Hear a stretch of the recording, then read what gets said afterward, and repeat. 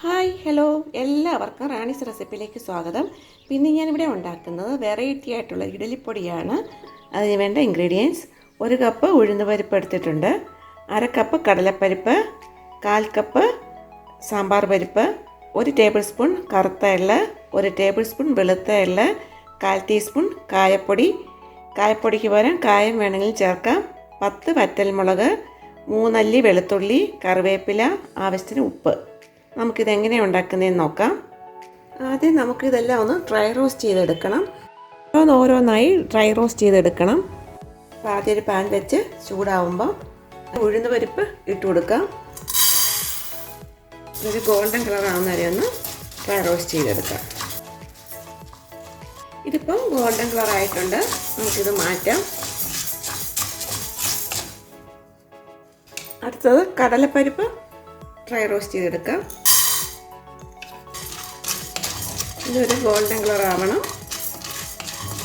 ഒരു golden colour ആകുമ്പോൾ ഇതിൻ്റെ കൂടെ സാമ്പാർ പരിപ്പ് കൂടി ചേർത്ത് കൊടുക്കാം. ഇപ്പോൾ ഇത് ചെറുതായിട്ട് കളർ മാറിയിട്ടുണ്ട്. നമുക്ക് സാമ്പാർ പരിപ്പ് കൂടി ചേർത്ത് കൊടുക്കാം. 1 മിനിറ്റ് കൂടി ഒന്ന് ഡ്രൈ റോസ്റ്റ് ചെയ്തെടുക്കാം. സാമ്പാർ പരിപ്പ് ചേർക്കുന്നത് ഇഡ്ലിപ്പൊടിക്കൊരു മണം കിട്ടാൻ വേണ്ടിയാണ്. ഇപ്പോൾ ഇത് റോസ്റ്റ് ആയിട്ടുണ്ട്. നമുക്കിത് മാറ്റാം. അടുത്തത് കറുത്ത എള്ള് ഇട്ട് കൊടുക്കാം. എള്ള് ഇപ്പോൾ പൊട്ടുന്നുണ്ട്. ഇതിപ്പോൾ റോസ്റ്റ് ആയിട്ടുണ്ട്. നമുക്കിത് മാറ്റാം. നമുക്കിനി ഇതിലേക്ക് വെളുത്ത എള്ള് ചേർത്ത് കൊടുക്കാം. കായപ്പൊടി കൂടി ചേർത്ത് കൊടുക്കാം. ഇതിപ്പോൾ റെഡി ആയിട്ടുണ്ട്. നമുക്കിത് എടുക്കാം. ഇതിലേക്ക് വറ്റൽമുളക് ഇട്ട് കൊടുക്കാം. ഓയിൽ ഒഴിച്ച് ഡ്രൈ റോസ്റ്റ് ചെയ്ത് കഴിഞ്ഞാൽ അധികം നാൾ ഇരിക്കത്തില്ല. അതുകൊണ്ടാണ് ഓയിൽ ഒഴിക്കാതെ ഡ്രൈ റോസ്റ്റ് ചെയ്യുന്നത്. ഇതിൻ്റെ കൂടെ നമുക്ക് വെളുത്തുള്ളിയും കൂടെ ഇട്ട് ഡ്രൈ റോസ്റ്റ് ചെയ്തെടുക്കാം.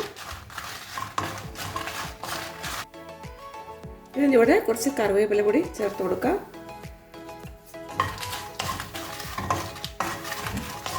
ഇപ്പോൾ റോസ്റ്റ് ആയിട്ടുണ്ട്. നമുക്കിനി ഇതെല്ലാം തണുക്കുമ്പം നല്ല ഫൈൻ പൗഡറായിട്ട് പൊടിച്ചെടുത്ത് കൊണ്ടുവരാം. അപ്പോൾ ഇതിപ്പം നന്നായി തണുത്തിട്ടുണ്ട്. നമുക്കിതൊന്ന് പൊടിച്ചെടുത്ത് കൊണ്ടുവരാം. ഒരു മിക്സിയുടെ ജാറെടുത്ത് അതിലേക്ക് നമുക്ക് ആദ്യം വറ്റൽമുളക് ഇട്ട് കൊടുക്കാം.